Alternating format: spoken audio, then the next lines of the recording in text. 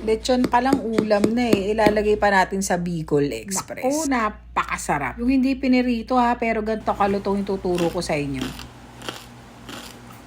Panalo yan. Let's begin. First step, pabrain muna natin yung liempo. Water, half cup of salt, maraming ground pepper, onion and garlic for 7 hours. Drain and diretso sa preheated oven. 150 to 200 Fahrenheit. While that's happening, magisa na tayo ng bawang. Pag brown na siya, lagay na yung sibuyas and yung bagoong. Bagoong depende sa alat nung gamit nyo. Then maglagay na ng 1 cup ng gata. Kukuluin hanggang sa ma-reduce yung liquid. Pag kumulo na at nagbantika na yung gata, ilagay mo na yung sili. Saka ito dinagdag ko lang bitswelas pampadami. Para medyo refreshing din siya. Added more bagoong kasi medyo matamis to, and for added alat, patis. Simmer lang natin hanggang maluto. Pwede ka na mag-add dito ng labuyo. Hindi na ako nag-add kasi bawal dito yung medyo sumobra sa anghang. After 4 hours sa oven, eto na siya. Super crispy on the outside at sa loob malambot.